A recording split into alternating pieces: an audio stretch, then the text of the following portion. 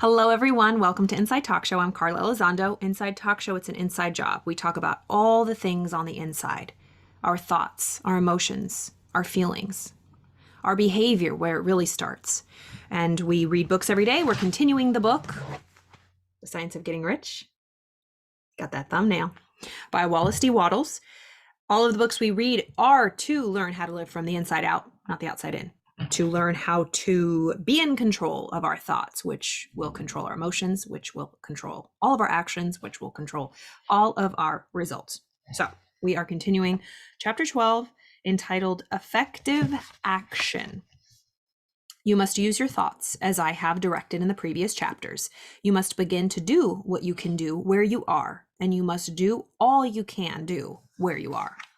You can advance only by being larger than your present place. You will not be larger than your present place when you leave undone any of the work pertaining to that place.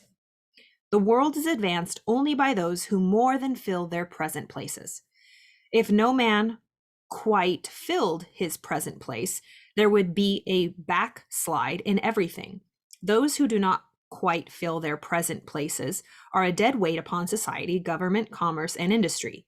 They must be carried along by others at a great expense. The progress of the world is retarded only by those who do not fill the places they are holding. They belong to a former age and a lower stage or plane of life. No society could advance if its people were smaller than their place because social evolution is guided by the law of physical and mental evolution. In the animal world, evolution is caused by an excess of life. When an organism has more life than can be expressed in the functions of its own plane, it develops the organs of a higher plane, and a new species is originated. So societally, with our growth, the social evolution are caused by the laws of the inward laws, how we evolve as human beings, our consciousness, our levels of consciousness dictates our evolution of our psyche. It's pretty amazing. And we see that like when organisms, physical organisms, are expressed, a new species is originated. There would never have been new species had there not been organisms which more than filled their places. The law is exactly the same for you. Your getting rich depends upon your applying this principle in your own affairs. Every day is either a successful day or a day of failure, and it is the successful days which get you what you want. If every day is a failure, you can never get rich. If every day is a success, you cannot help but get rich. If there is something that may be done today and you do not do it, you have failed insofar as that thing is concerned, and the consequences may be more disastrous than you imagine. Is there something that you can do today? Is there something that you can do today? Do you feel lost? Do you feel scattered? Do you not know where to focus your attention? That's why it's so important. It's an inside job. It's that inside work. Because remember, all of life happens behind our eye. The world is a psychological drama played out in this physical world. Everything we see in the 3D world, including my hair and my skin and my body, how it presents, is just a reflection of the unseen psychological movie that I play in my mind, and I dictate that. I'm the writer, I'm the director, I'm the producer, I'm the actor. We can rewrite our story at any given moment. We truly, truly create our mental environment. I think we can all agree with that. But what I don't think a lot of people connect the dots or really grasp, and it takes study of this work, that whatever's going on will dictate our circumstances, how we experience things. Remember, all the things in this world aren't attracted by us. They're attracted by every single individual person. But we sure experience them, don't we? But we dictate how we're going to encounter or experience them, whatever circumstance is happening. Our experience of it is our responsibility. No matter how horrible, no matter how atrocious, our experience of it is our responsibility. Okay? So it says, if there is something that can be done today, you can and you do not do it, you have failed insofar as the thing is concerned, and the consequences may be more disastrous than you imagine. You cannot foresee the results of even the most trivial act. You do not know the workings of all the forces that have been set moving in your behalf. If something's being presented to you today, do it. Don't leave it undone. Don't give your ego the option of should I, shouldn't I, should I, shouldn't I. If it's in front of you and it's aligned, moving you forward in any way, say yes. It's there for a reason. But a lot of times we let opportunities come to us and we judge them and we just let them fly away. We don't know what opportunity is wrapped up in that. And there could be great lessons. Why we're resisting it. I'm going through that right now. Maybe you'll hear about it in the next few months. But if there is opportunities that will help the advancement of your life in any area, physical, mental, spiritual, emotional, relational, say yes. You can always say no later. But you can't say yes later because later is gone. You can't get back the past. So just say yes. Say yes. Do everything that you can do. And you got to focus. You got to take time each day to study yourself, get quiet, hear that voice, trust that guidance, trust yourself. That's what your intuition is for. Trust yourself. So you cannot foresee the results of even the most trivial act.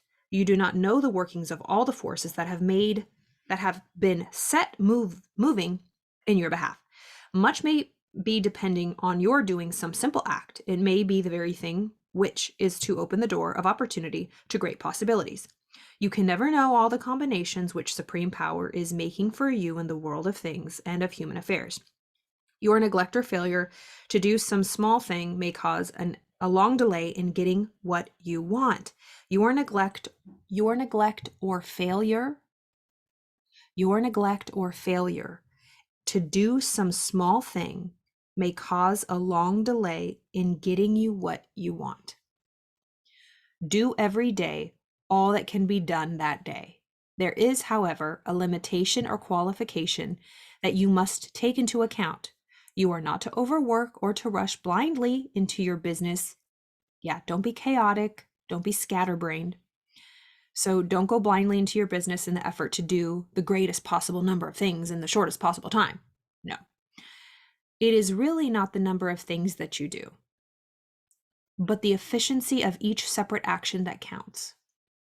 That's a big thing these days, to look busy, to have a million things scheduled on your schedule and your agenda, to have all calls all day long, to be going.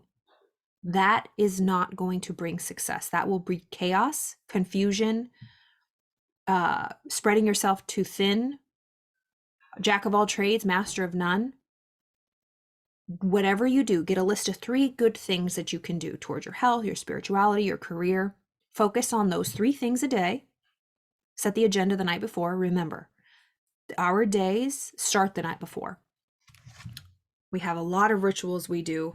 Neville Goddard talks a lot about really good nighttime routines that set us up for success for the next day. If you're interested in that, please message me. I'll share them with you. And so we have to organize our day. Order is heaven's first law. Alexander Pope's quote. Order is heaven's first law. I love that. Bob Proctor uses it too.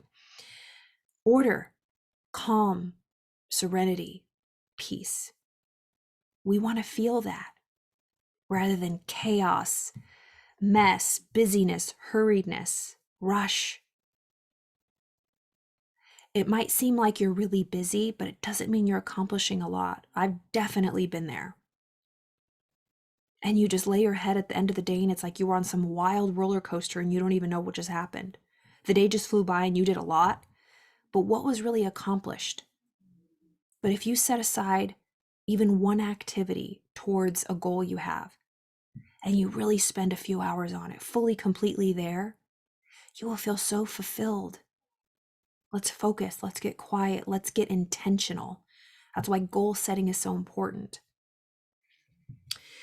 Okay, I'll leave it here. It says, you are not to try to do tomorrow's work today or to do a week's work in a day. It is really not the number of things you do, but the efficiency of each separate action that counts. Every act is, in itself, either effective or ineffective. Every ineffective act is a failure. And if you spend your life doing ineffective acts, your whole life will be a failure. The more things you do, the worse for you. If all your acts are ineffective ones, On the other hand, every effective act is a success in itself, and is every act. Let me start that again. On the other hand, every effective act is a success in itself. And if every act in your life is an effective one, your whole life must be a success. Let's change our ineffective activity into effective activity. The program that I teach, the 6-month program, which if you're interested, call me, set up a free call on my link in the profile page. We write a whole list, I think it's in lesson 2, of productive activities and non-productive activities. What activities are you doing that are non-productive? We call them NPAs, non-productive activities. I'll give you guys this homework. Write a list. If it's on your phone, wherever you're at, pen and paper is best. Write a list of all the activities you do on one side of the paper, non-productive activities, whether it be playing a game on your phone, scrolling through social media, binge watching too many episodes of something, and nothing's wrong with it, right? Nothing. We're not judging it. It's just activities that don't move you forward in your goals. And there's a time and place for those things, to decompress, to just relax, to be mindless. But what are the list of all the non-productive activities? And then on the other side of the paper, or a fresh, clean piece of paper, what are the productive activities that you can replace those with? It could be reading, studying, memorizing something, getting off script, off book if you're an actor, memorizing a piece of music, writing something, a piece of music or a screenplay, going to the gym, going for a walk, listening to a podcast, listening to an audiobook, cleaning, anything. What is a list of productive activities? And just take a look at it and try to switch one non-productive activity out for one productive activity. Just one. Try that. Please do it today, Wednesday, Thursday, Friday. Message me, tell me how it goes. So these are just little things. Like I said, I love teaching these little things that help us all get towards living the life that we want. That's the life I'm dedicated to, for sure. It ain't easy, people, but it's also not easy living the same repeated mistakes or the same results that we always do. So if you ever have any questions, I'm here for you as always. I hope you're having a wonderful week so far, and I will see you guys tomorrow.